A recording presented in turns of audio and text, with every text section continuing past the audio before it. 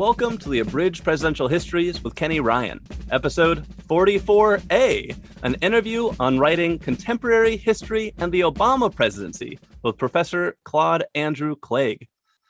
I'm excited to welcome Professor Clegg to the show today. Professor Clegg is a Lyle V. Jones Distinguished Professor at UNC Chapel Hill with a joint appointment in the Department of African, African American, and Diaspora Studies and the Department of History.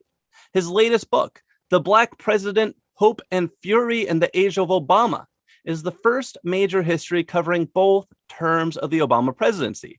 And my listeners who've been following for a while might be thinking, Kenny, haven't we been talking about presidents in chronological order? Wasn't Garfield last week? Shouldn't Obama be 20 plus presidents away? And that is all true. But when you get a chance to talk about incredibly recent and impactful periods of history with someone like Professor Clegg, you don't say no. So I'm excited to welcome Professor Clegg to the show today. Welcome, Professor. Thank you very much. Thank you for having me. No, it's my pleasure. I'd love to start with, what is it like writing history when the events are still fresh and almost everyone is still alive? That's a great question. We historians tend to like to see the topic in the rearview mirror after the dust is settled and you're speeding away and getting some distance. That way you get context and you also have hindsight. That is, we as historians read the past with the hindsight of the present.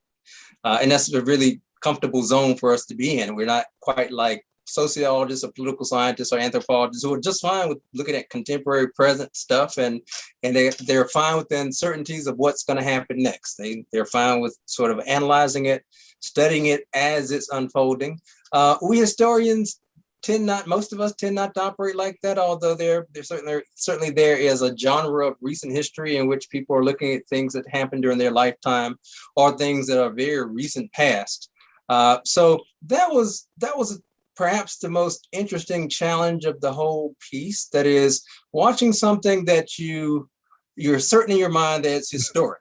So, yeah. You see the 2008 presidential campaign between this Black guy from Hawaii with this exotic background, his Harvard education and so forth, then this two-term senator from New York, a former first lady and so forth. One of them was going to win the nomination. Either would be historic. Yeah. And then if one goes on to win the presidency, that's even more historic. So I knew I was watching something historic, but I didn't know what that quite meant, except for the symbolism of an African-American or a woman becoming president. So that was a little outside the comfort zone, but I've come to live with it. Okay. The good thing about it is that, well, here in the 21st century, there's just so much, Kenny, in terms of sources. Maybe too many sources with the internet and the digital world of sources, 24/7 media, all kinds of visual sources. YouTube is a really deep archive of things on the 21st century politics, culture, and so forth. So in that way, it was, I'm fortunate compared to the folks who study presidents long ago, in which there's no television. You said Garfield, so there's no television. He didn't have a Twitter account or anything like that. If you can't find the papers, then you can't find Garfield, right? Mm-hmm. He didn't leave, his any video or anything for us. It's all paper. Here, it's a multi-dimensional presidency in which you have this whole digital layer of, again, digital documents. And as you, many of your listeners perhaps know, President Obama is going to be the first president that doesn't print out all the papers, right, and put them in the archive. His entire presidential collection of papers is going to be digital. So I guess you just go to the archive and with your thumb drive and, you download, or probably, you just see it all on the internet. So that's great and strange at the same time. Yes, it is. Yes, it is. In what ways is it harder or easier to write about something recent like Obama than writing about things that did happen long ago? So you do get that perspective. So the dust has settled. Yeah, I think the hardest part is that being outside your comfort zone and as a historian and not knowing where the story ends. So this book would have probably been written a few years ago and published a few years ago, except for I had to wait until January 20th of 2017 for the history to end. Yeah. And of course, that's a fallacy in regard to history ever ending. Yeah. So, right. So historians write new histories on old topics every generation. That's why we're still getting, Lincoln biographies here, Right. 160 years after his death. Someone still has something new to say about Lincoln, and that's fine. So the same will be the case with President Obama. 100 years ago, when you and I are both gone, there'll be people still writing about Obama. Hopefully they'll be referencing my book, but these things live.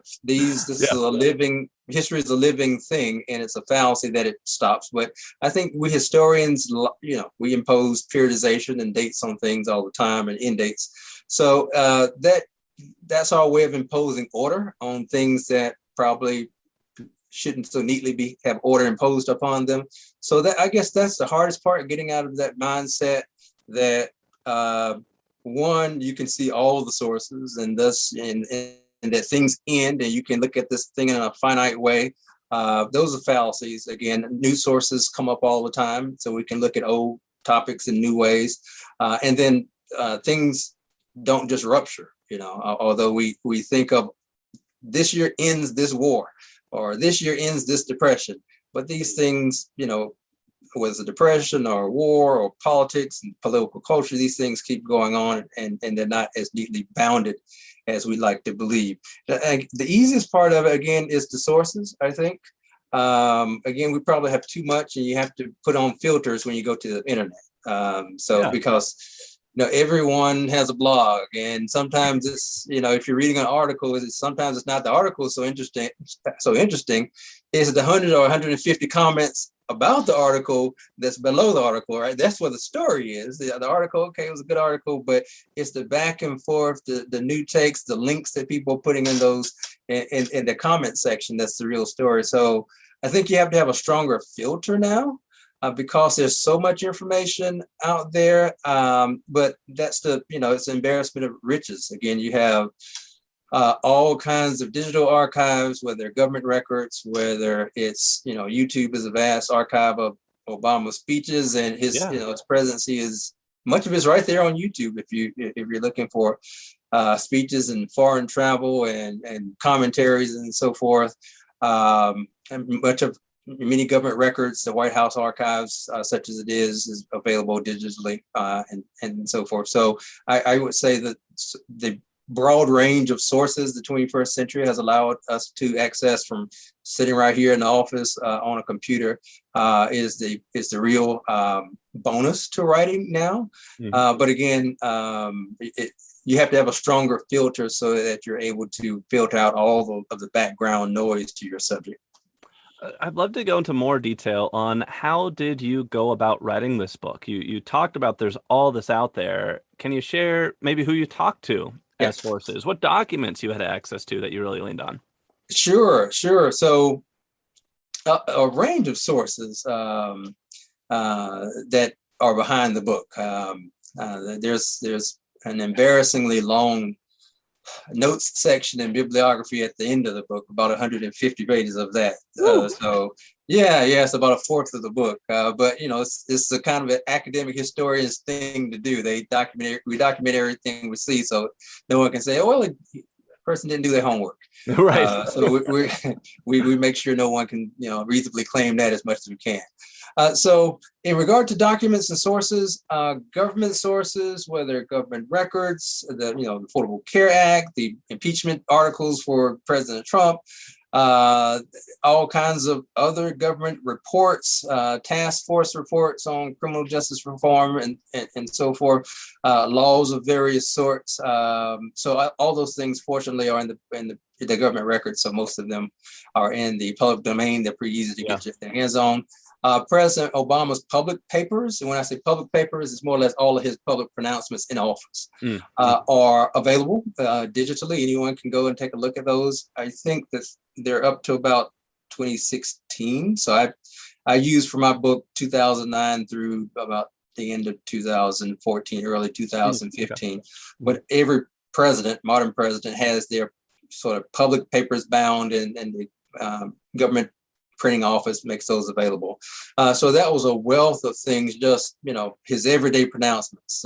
He's for this group, or he gave a speech here, or he had a statement about this incident or about this tragedy. Of course, memoirs, his books, even the most recent one, I was able to use it, A Promised Land, before my book actually was published. So it was great. Memoirs about people in the administration, of course, Michelle Obama's memoir, people like David Axelrod, his chief advisor during the campaigns, David Plouffe, also an advisor, people in the administration. It seems like everyone who goes into one of these administrations writes a memoir once they leave. And I think that's probably doubly or triply so with the Trump administration. Everyone's going to have their say, right? So that stuff that's rich. Again, you have to have your filter on in regard to how you use political memoir. That's been helpful. I've talked to dozens of people, and a few dozen of those people are listed in the bibliography, those that had sort of meatier things to say. So people who were close to him, for example, Melanie Barnes, who was the assistant to the president. Also, she was the chair or director of the White House Policy Council. So she's one that's in the Oval Office all the time, or a lot. So a number of officials in the administration I was able to talk to. Unfortunately, not the big fish. Eric Holder, the Attorney General, just couldn't crack him. And that's not unusual. Especially this close to having left office. Mm-hmm. So I couldn't crack that nut. But a number of the sort of mid-level folks I was able to get a hold of. James Clyburn, the highest African-American in the Congress, he was very gracious and gave a really good interview. People who he met with in the civil rights community, people like Cornell Brooks, who was the head of the NAACP at the time, Mark Morial, who was the head of the Urban League, they met with him pretty regularly. And just to talk to them about what kind of guy is Obama like in a meeting? Is he the guy that we see in front of television, or is it some other person? So they were good in regard to sort of Obama kind of unplugged, not completely unplugged, but kind of unplugged. So that was, and he's not really different from Obama plugged than what we see on television, unfortunately. So he's kind of the same guy in these meetings at the White House. And then I talked to people in his background, people like Randall Kennedy, who was a Harvard professor when Obama came through as a graduate or law student back in the late 90s or late 80s, early 90s. So they had interesting stories to tell as well. So and that's one of the bonuses of doing recent history where people are still alive, as opposed to Mr. Garfield and others from the 19th century. We can't talk to those folks contemporaries, unfortunately. But pick up the phone when I call. yeah, don't pick up the phone. Don't pick up the phone, if they call. But with more recent characters, more recent people, you can a lot of those people are still alive, and some of them will talk to you. So that was a treat to be able to talk to folks who were still alive. And then there's a decent literature on Obama. Nothing on his entire presidency yet. So that's one of the good things about having written and published my book at this point in time. I think there's enough in terms of sources and certainly hindsight to talk about his presidency. And then it's the first book that's the entire presidency from the beginning to end. And then I bring it up through the Trump presidency. The book ends on Inauguration Day, 2021. So it places Obama in the context of at least three other presidents, Bush, Trump, and Biden. So whenever I'm doing research and writing a story, I always encounter something that surprises and fascinates me in the narrative. What was the biggest surprise you discovered while researching this book? Oh, okay. There were several. I think the biggest was the tightrope that this guy is walking for 8-10 years as president, as a candidate, how he wore it fairly well. And that not just him, his wife. And their kids, the sort of tightrope that the whole family is walking, knowing the size of the world that you're doing is historic. You're the first African-American, first family in the history of the country, and you need to wear that in a certain sort of way, so that you're not the last African American first family. I think that's always operating in their heads. That is how they're going to represent the country, but also in regard to African Americans, how they're going to represent that particular group well, but also the tightrope of policy, how he's one of those people who seeks the center or just left of center. He's a consensus guy. He's very cautious and pragmatic as well. So always trying to walk that middle path, that tightrope, hoping nothing bad happens. And then you're on that tightrope as bad things happen. So the Tea Party, explodes, and he's the poster board for everything that's wrong with government and everything that's wrong with having a black guy in the White House and everything that's wrong with liberalism and everything. And then there's the Black Lives Matter on the other side. There's Occupy Wall Street protest against the 99 or against the 1%. And so you're president and you're watching that. And then there's a couple of wars abroad, of course, that you're keeping an eye on too. And then there's a guy who's claiming that you weren't born in this country in the first place, and shouldn't be there in the first place. And he's getting more and more popular in certain quarters. So just sort of walking the tightrope between all of this stuff and staying sane. And again, operating in your head, you're the first black guy to do this. You kind of need to do it the best you can. And because not only you're representing the nation, which you're doing first and foremost, but you're representing like 40 million other people who voted for you in high numbers and don't want to see you, fall on your face, because they'll be measured by what happens to you and what you do. And you know that as well as anyone. So sort of the tightrope that he's walking, and I think how well he walks it, but at the same time, the sort of dangers that he's walking across. Yeah. Do you get any sense for how he coped with it and how much he paid attention to it? I mean, like you said, there's a million sources. There's a million voices that you're hearing, right, when you're president, if you open your ears to them. So how did he cope with it? And were there any places that he focused his attention on or ignored? Yeah. To hear him tell it, he didn't focus on it. Yeah. I don't buy it. I know better than that. Hey, well, that's fair. It's a nice story to tell, right? Is that I just did my job and I didn't hear all this stuff that Fox News was saying about me and was being written in the National Review and what Trump was saying and the birth of people. That's not true. He's a very focused guy, I think. He's a hardworking. He was a hardworking president, very smart president, but he's a person. He's a flawed human being like the rest of us. He cared about what people thought of him. He looked at the polls. They have to look at the polls, right? And they have to look at what's behind the polls. And he read the newspapers at night. That was one of his rituals. He'd get the policy papers and whatever he had to practice for the next day, but he'd also get a stack of newspapers. And so he had a sense of what was going on in the world, what people were saying about him and so forth. I think that his family life helps ground him. His wife, Michelle, raising two children in the White House. And he desperately wants to get that right, the fathering part, because he saw his father not get it right and leave his family at a very early age. So he desperately wants to get the fatherhood thing right. And I think that helps ground him and helps, provide some sort of a distraction against the sort of grind that the presidency can be on one's life and on one's, longevity and so forth. I think he has a circle of friends, but it's a very small circle, and it's mostly a circle that's not based in Washington, D.C., some old Chicago friends. He has some genuine friends in the government. Valerie Jarrett, who was one of the advisors that comes with him from Chicago to the White House. He and Eric Holder, his attorney general for most of his presidency, I think they're genuine friends. There are a few others there, but he's very selective in regard to people who I think he would genuinely call friends. So outside of that very small orbit or circle of friends and his family, his immediate family, Michelle, the kids, I think it's mostly this guy coping and dealing with it and wearing it as well as he could. That is just so wild to even try to picture yourself in that situation and how you would handle all that. Okay, so you were writing this book, and you mentioned this. You're writing this book during the Trump administration, an administration that was very much a reaction to the Obama presidency.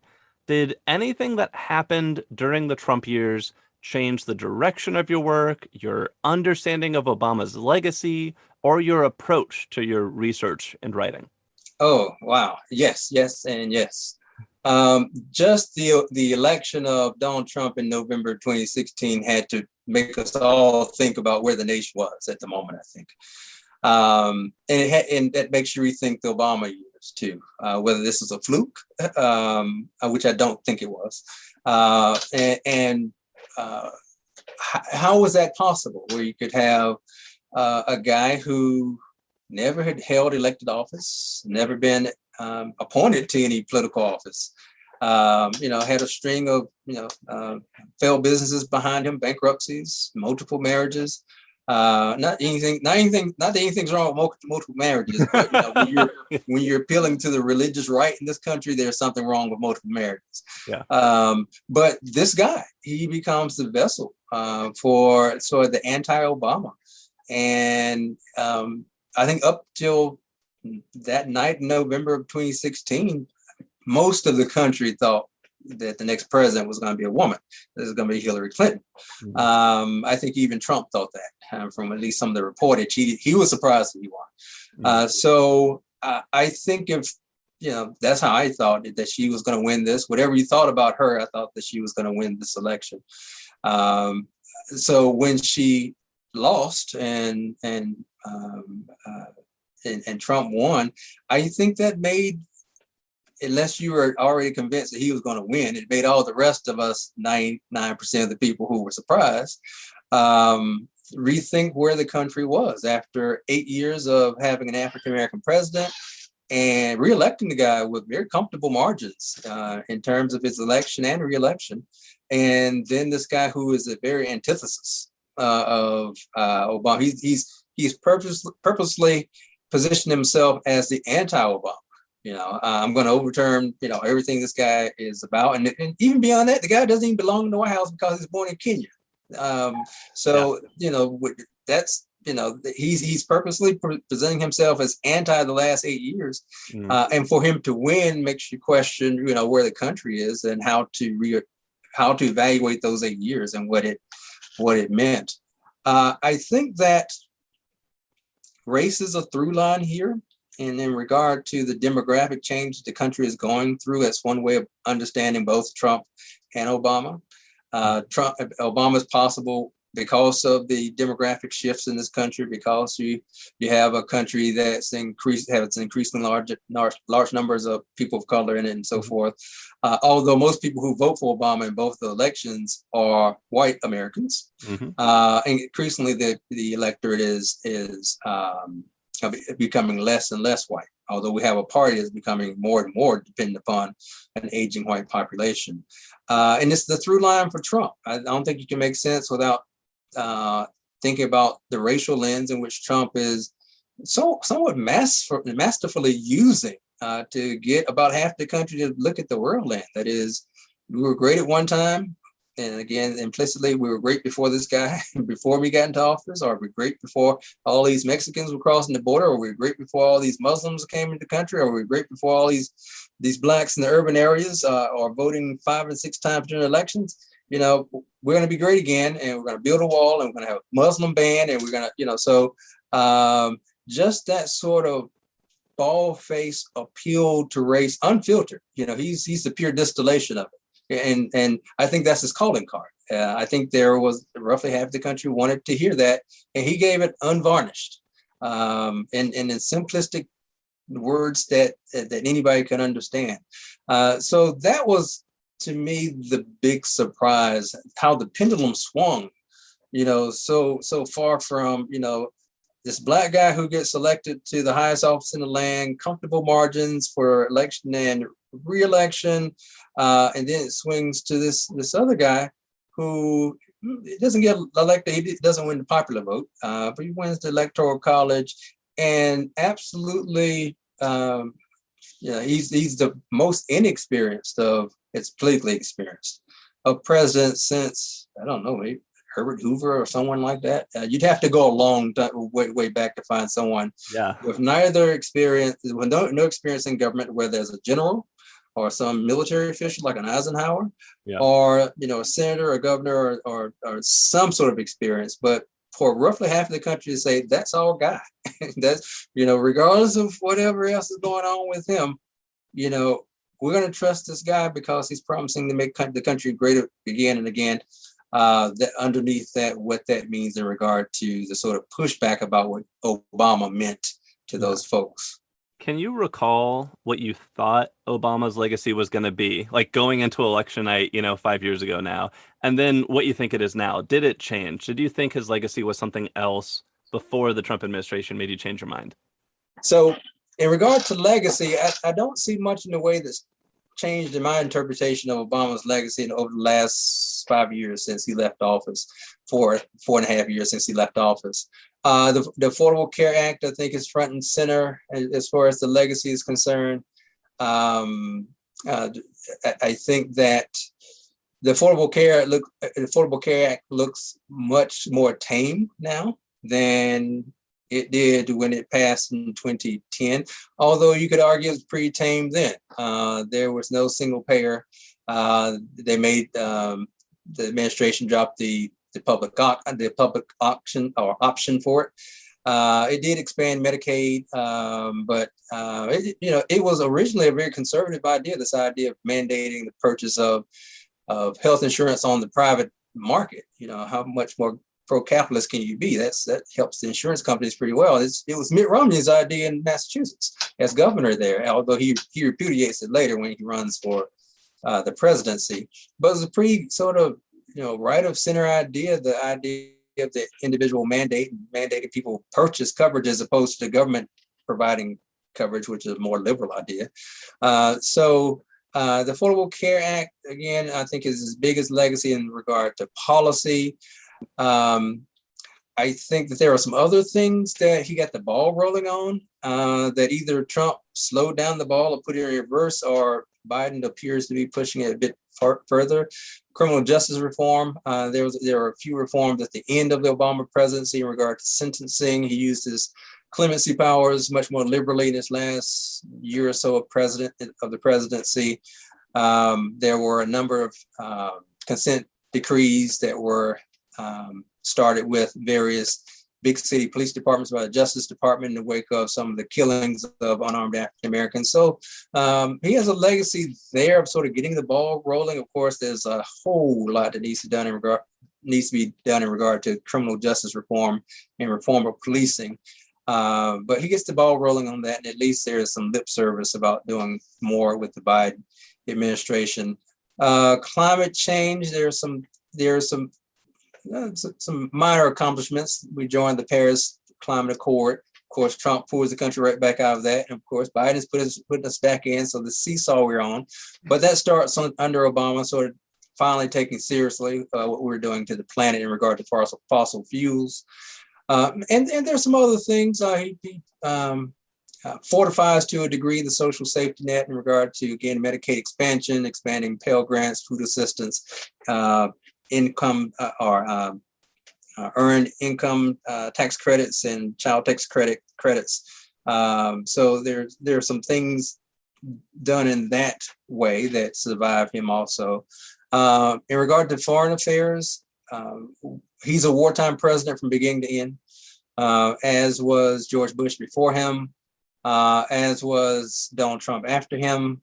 He does wind down our troop commitments in Afghanistan and Iraq. You can't say that we won in either place, and certainly not Afghanistan. So that's part of his legacy as well, part of the legacy of both of his more recent successors. So I think that as we get further distance away from the Obama presidency, there'll be some things that come into clearer focus.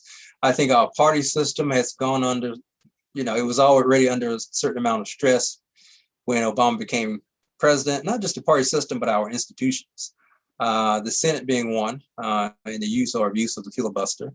I think the Supreme Court and the way the court has been pretty thoroughly politicized. I think it's been a fallacy to think the court was never political, but I think it's been politicized in a way whether it's, keeping Merrick Garland off the courts by Republicans in the Senate and not allowing Justice Garland to even have a nomination hearing, and more or less saving that seat until a Republican became president and allowing Donald Trump to nominate Neil Gorsuch for that seat.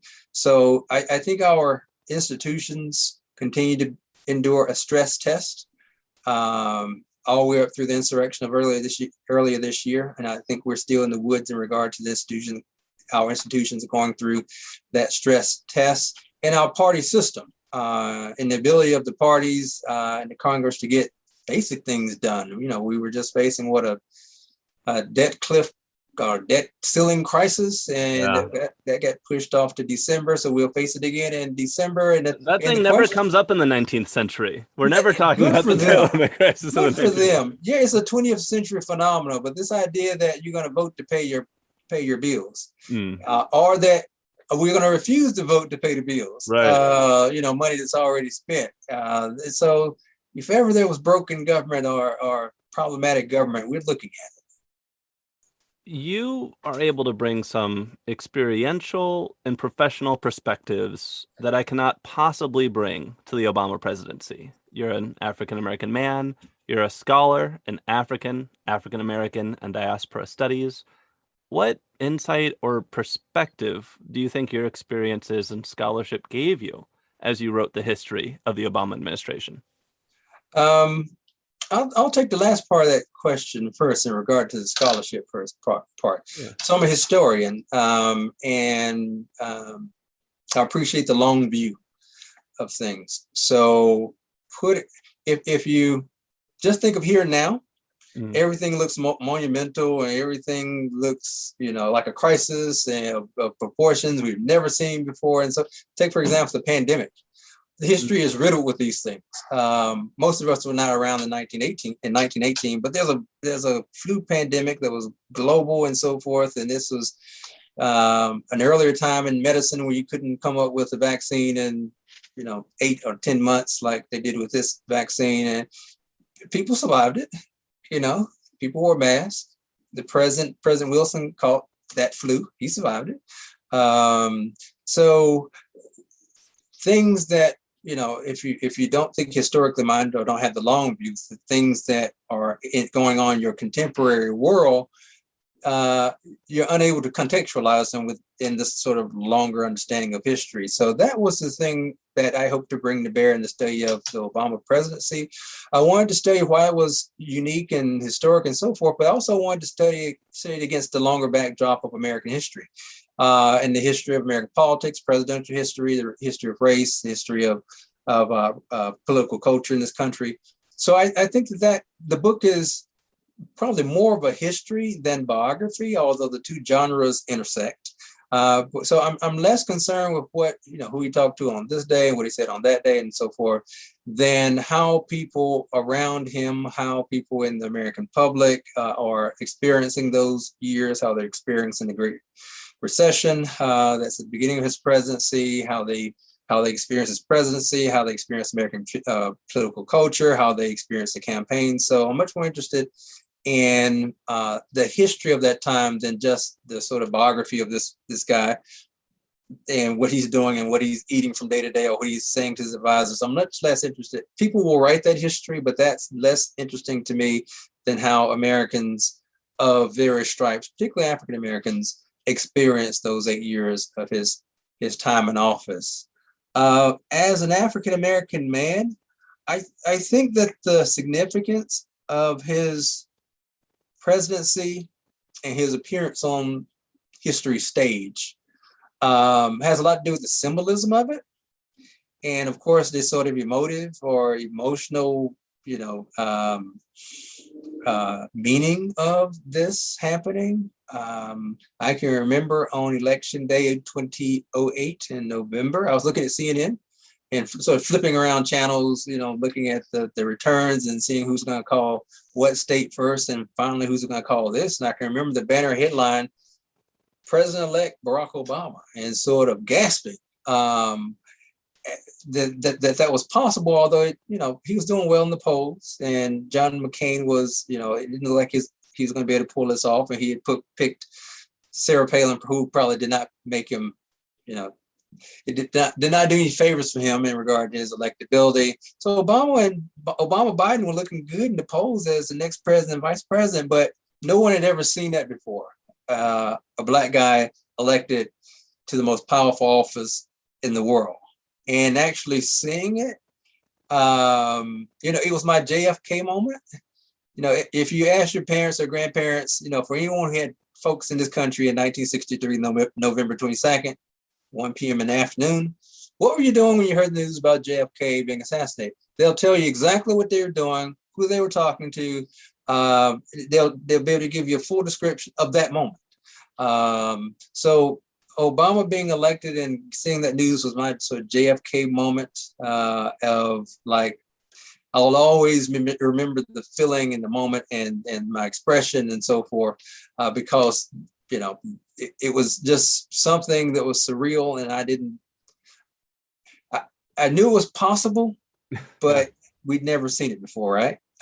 So immense pride in him, immense pride in country, immense pride in our system, the possibilities of America, the promise of it.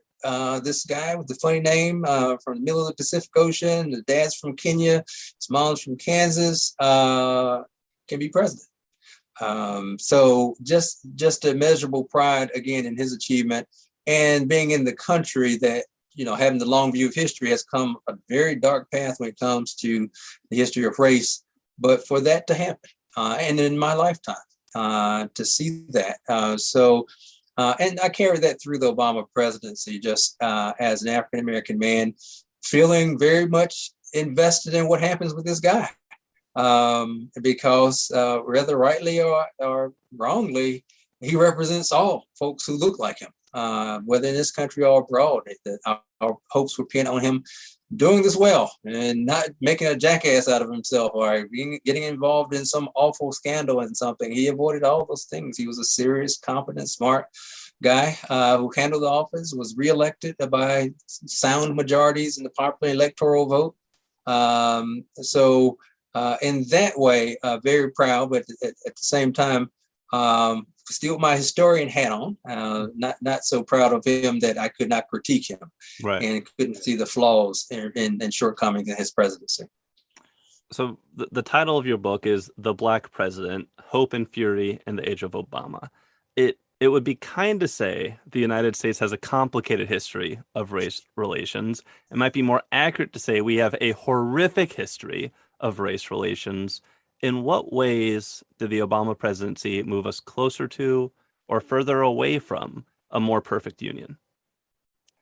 I think that if we look at this as the glass half full, yeah, or mostly full,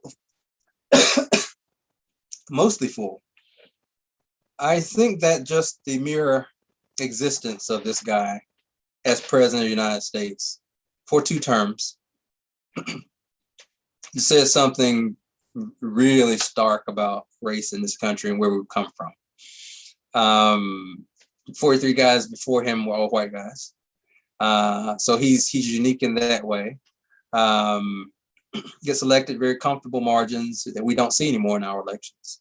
We see pretty close elections, really, since 2000 with Gore versus Bush, very close rate elections, more or less 2 or 3 states, sometimes just 1 state with the 2004 election of Bush versus the guy from Massachusetts, whose name is Kerry.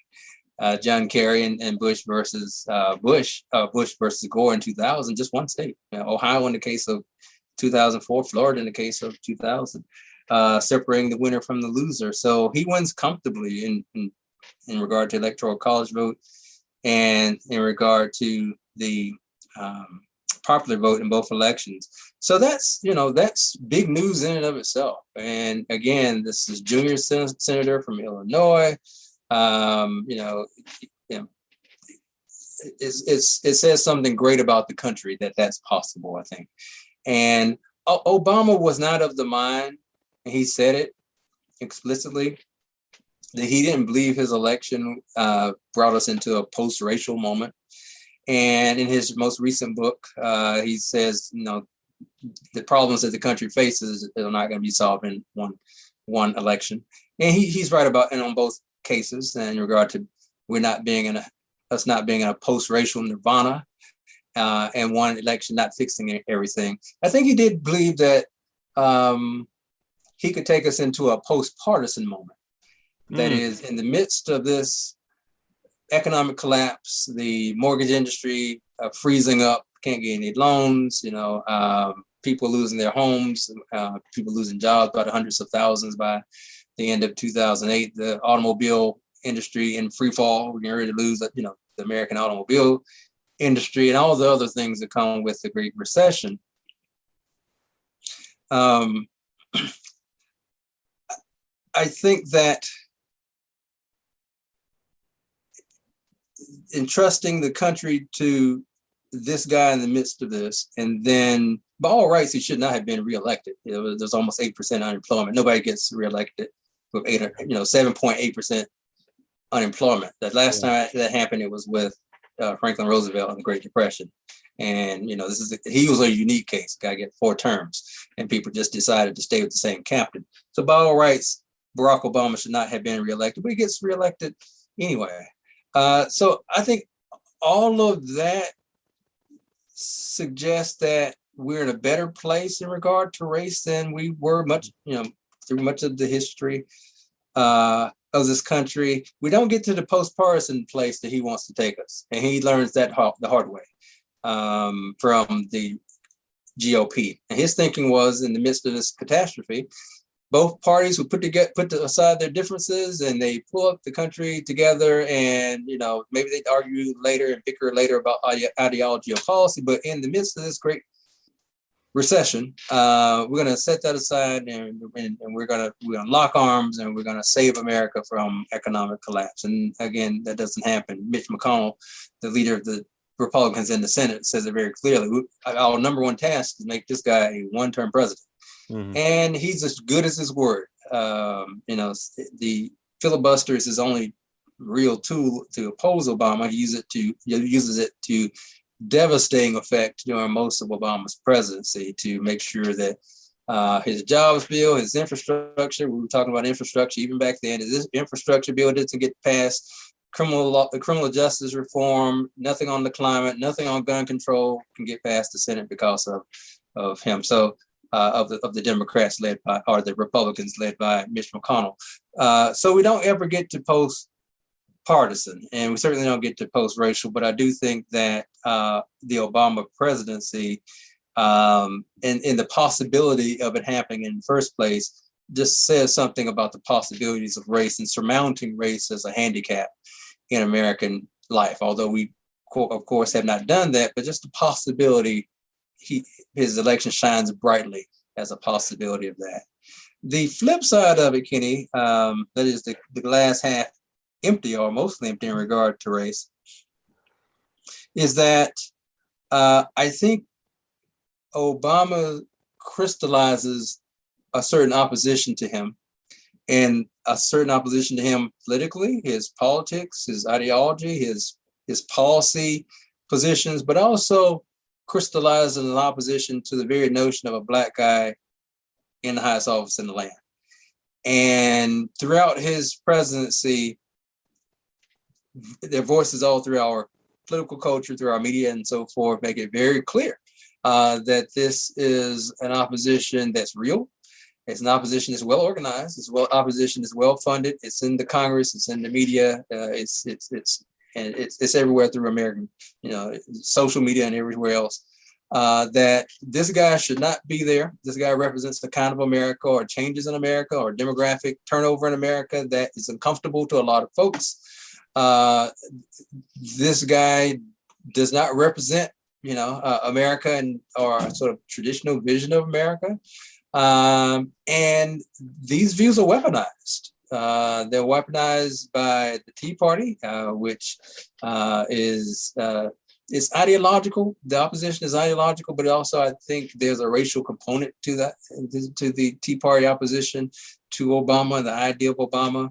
I think most starkly it's weaponized by Donald Trump, who, if there is any political genius about him, it is the fact that he had his finger on the pulse of about half of Americans in this country, and nearly the entirety of the Republican Party. This guy who's not a politician, he's coming, it's coming out. He's an entertainer. Before that, a developer, but his claim to fame most recently was the Apprentice TV show. So he's coming out of that, but he has an uncanny ability to read the political landscape that he's looking at. And he sees nativism, he sees growing hostility towards immigrants, an idea of immigration, he sees Islamophobia, he sees a backlash against the demographic changes going in this country, the idea of Obama, and he weaponizes it and gives voice to it. And not a sophisticated voice. And I don't think that it would have worked out as well if he just was another politician's voice. It was sort of out of left field. This guy's going to just come say what people whisper. He's going to come say what people might say, behind closed doors. He's going to come say, it's too many Mexicans in this country. We need to build a wall. And we need to make the Mexicans pay for the wall. And there are too many Muslims in this country. We're going to ban them all because they're a bunch of terrorists. Or a Black guy should not be sitting in the Oval Office, or our inner cities are all war zones where Black folks are shooting each other up and they shouldn't be voting as well. He just said it. And about half the country bought it. And they bought it from this reality TV show guy with the multiple collapsed businesses and the bankruptcies and the penchant for telling tall tales and falsehoods. He was the vessel. And he rode that to election. So I think that's the sort of darker side of how race operated through the Obama years. That on the one hand, you have this possibility of race not being a handicap, and Obama sort of embodying that. But at the same time, this longing for a time when race was a handicap and it protected a certain kind of privilege, and you didn't have this kind of diversity that you had in this country. You shut the borders down, if you can, to get back to this point where America could be quote unquote great again, well before the time this Black guy showed up in the Oval Office. Mm-hmm. Taking kind of a half step away from Obama and looking more at your as a historian of race in so many ways. The history of the United States, we have 100 years of slavery, roughly 100 years of Jim Crow, a long historic mistreatment of Asian, Latino, and Native Americans. There are wounds in this country from its history of race relations. And you mentioned, maybe a lot of people thought electing a Black president, Obama, would cure it, but he said, no, that's not how this works. What do you think is needed to heal the wound of race relations in this country? Wow. That's a hard question because it's such a heavy lift. I think there's a saying when, the person's addicted to something, the first thing, or, they're trying to get over a problem, the first thing is get past the denial, right? That is to admit you have a problem. So I think that a good number of Americans, if you look at the polling, say that we need to reform our policing in this country. There are a good number of Americans say we need to reform our voting system in this country. There are a good number of Americans that say that income inequality is a problem in this country, that more people should be covered by health care. So I think that we have a sense of what the problems are. I think that, regardless of, what's going on now with state legislatures passing all these laws about critical race theory and so forth, I think that probably the average American knows that we have a problem with incarcerating people in very large numbers, and that falling disproportionately on African American men. I think most of us know there's a problem with wealth distribution in this country, and most of that too much of our wealth is concentrated in the hands of the very few, and people at the bottom tend to be disproportionately brown and black. I think that most of us, those who will, speak the truth to ourselves and to others and do even some modest research in credible sources, kind of know what the problems are. I think that putting in place the solutions is the bigger thing, and it's going to be the harder lift. Part of that will require some serious reform of our institutions. The money in our politics, much of that needs to be taken out so that we can elect people to office who are not beholden to very narrow interests and whoever the donors are. So all of the dark money, all the unaccounted for money, all of the big corporate money, we need to try to rid our politics of that as much as possible. I think gerrymandering is sort of drawing safe districts for politicians, so they're only accountable to a certain base of voters and don't have to speak to a wider array of voters because their district is written and it's drawn in such a way that it's a safe district. That is, people who are like-minded or people who are voting for you because it packs your district with people who tend to vote your way. So I think that as much as possible, we need to have some reform in how our districts are drawn. I think the ballot box needs to be opened up. We're seeing a full-blown assault and making it harder for people to vote. I think we should be trying to increase the number of Americans who are voting and to hear their voices and to be hold accountable politicians to those folks who are voting as opposed to the folks who are paying for the campaigns. I think that there's a slate of policies. I think you have to fix some of those things first before you can get the policies in place. And policies in regard to healthcare, in regard to support for public education, in regard to housing, in regard to infrastructure. I think we're kind of serious about infrastructure now, but we don't have the bill yet, though, do we? So in regard to infrastructure, in regard to family leave, there's we're the richest poor country in the world. That is, for all of the wealth of this country, we're still talking about people not having health insurance. We're still talking about a homeless problem. We're still talking about children going to bed hungry. In a country the wealthiest in the history of the world, we shouldn't be having those conversations, not about this country. So I think fixing a lot of those things will address many of the issues in terms of race, in regard to, again, voting rights, for enforcement of civil rights, fixing our criminal justice system and reforming how people are sentenced and how people are policed and so forth. Wealth distribution, which has a lot to do with tax policy, but it also has a lot to do with job training and incentivizing employers to hire folks that they tend not to hire, and so forth. So there's a lot of heavy lifting to do, but I think even before you can do the heavy lifting, you have to have people in place who will get the policy right first, and don't feel beholden to interests that are very narrow interests, whether it's corporate interests, whether it's fossil fuel, whether it's whatever the interests are, and politicians who don't feel that they can do anything outside of those interests, or they're just speaking to the base of voters that their safe districts are run by or are beholden to. I just think it's so weird that at the congressional level, it's not so much that we pick our congressmen as they pick which voters they want. That seems to be backwards for democracy. The last question I'd love to ask you is the question I ask everybody about any president I talk to about. And what lessons in leadership do you think we could learn from Barack Obama? Oh, there's several lessons in leadership. Just observing him over the last 25 years, he's been on the public stage when he first ran for a seat in the Senate, state Senate in Illinois. He's a very pragmatic person. At least I think he's just a pragmatist, period. He's a realist. And there's a realist, pragmatic strain in American political leadership. You could say that Bill Clinton was somewhat that as well. He looks, it depends on what day of the week you call him, he looks more Republican than Democrat. And he was not loath to seeking the center and cutting deals with Republicans on welfare reform and criminal justice and policing and so forth.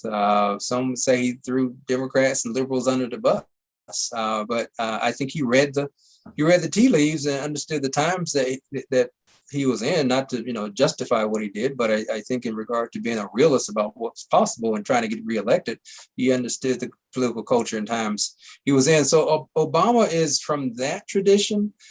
He's a principled man, but I don't think he's so principled that it paralyzes him so that he can't try to reach consensus even with those on the other side of the aisle. So it's strategic leadership. It's pragmatic. It's incremental leadership. He's not a radical. He's not even all that liberal.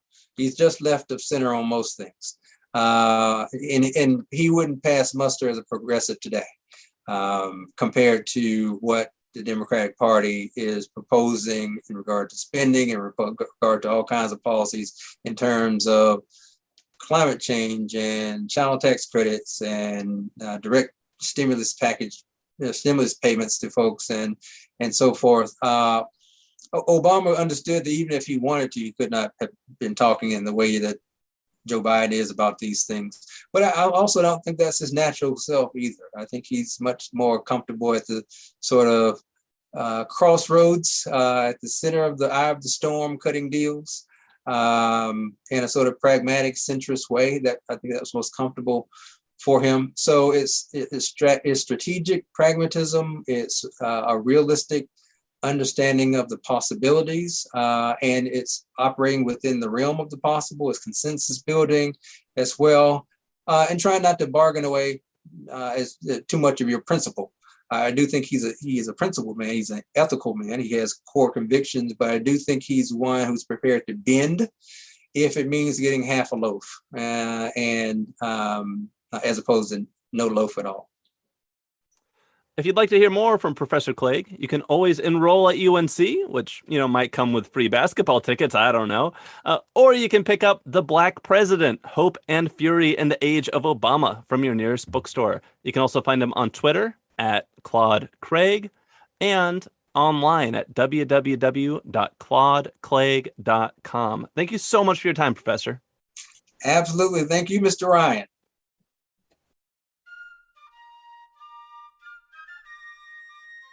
Thank you for listening to today's episode of Abridged Presidential Histories. If you enjoyed it, please subscribe, tell your friends about the show, and leave a 5-star review on your podcast listening platform of choice.